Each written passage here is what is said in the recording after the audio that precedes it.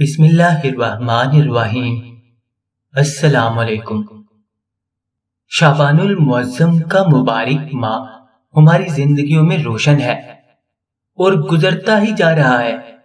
اس ماہ میں ایک رات شب برات کی رات ہے، جس رات میں اللہ تعالیٰ دعاؤں کو قبول فرماتا ہے اور بخشش چاہنے والوں کی بخشش کرتا ہے اور انسانوں کی توبہ پر ان کے پچھلے گناہ بھی معاف فرما دیتا ہے۔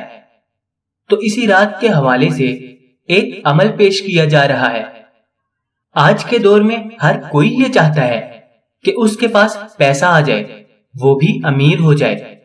پیسے کے لیے انسان کچھ بھی کر سکتا ہے، لیکن غلط طریقے سے پیسے کمائے گا تو وہ پیسہ حرام قرار دیا جائے گا۔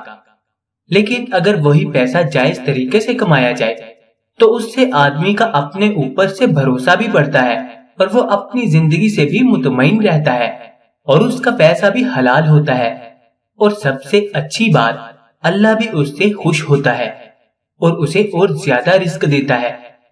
تو دوستو، جو لوگ یہ خواہش کرتے ہیں کہ وہ بھی پیسہ کمائیں لیکن ان کے پاس ایسا کوئی ذریعہ نہ ہو، تو میرے دوست اور بھائی پریشان نہ ہو، میں آپ کے لیے ایک بہت ہی اچھا وظیفہ لے کر آیا ہوں۔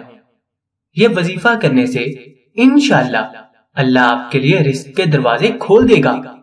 یہ وظیفہ کرنے سے پہلے آپ کو کچھ ضروری باتیں بتاتا ہوں۔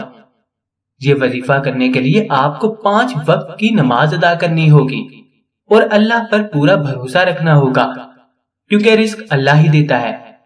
تو چلو دوستو، اب میں آپ کو وظیفہ بتاتا ہوں۔ آپ وظیفہ اس طرح کریں۔ یہ وظیفہ آپ نے چاول کے دانوں سے کرنا ہے۔ اس کے لیے آپ کو چاول کے 7 دانے چاہیے۔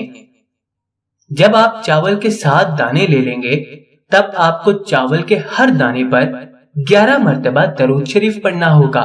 جب آپ یہ کام کر لیں تو پھر آپ کو یا رزاق 70 بار پڑھنا ہوگا۔ یاد رکھیں، یہ عمل آپ کو وضو کر کے پاک صاف جگہ پر کرنا ہوگا۔ جب آپ 70 مرتبہ یہ اسم پڑھ لیں، پھر اس کے بعد آپ کو چاول کے ہر دانے پر پھر 11 مرتبہ درود شریف پڑھنا ہوگا۔ جب آپ یہ عمل کر لیں تو ان 7 چاول کے دانوں کو اپنے پرس وغیرہ میں سنبھال کے رکھ لیں۔ انشاءاللہ آپ کے پیسے میں کبھی کمی نہیں آئے گی، اور دل سے دعا بھی کرنی ہے۔ بس ہر حال میں اللہ پاک کا شکر ادا کرنا ہے، کیونکہ رزق دینے والا اللہ ہے۔ اگر یہ عمل شعبان رمضان میں کریں گے تو بہت افضل ہے۔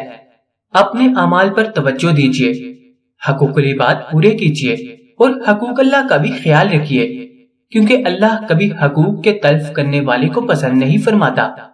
قیامت کے دن اللہ اپنے حقوق تو معاف فرما دے گا، مگر حقوق العباد یعنی اللہ کی مخلوق کے حقوق جو آپ نے ادا نہیں کیے ہوں گے، ان کو معاف نہیں فرمائے گا۔ ان پر آپ کو سزا دی جائے گی اور آپ کی نیکیوں سے ان حقوق کو ادا کیا جائے گا۔ اللہ ہم سب کا حامی و ناصر ہو، آمین۔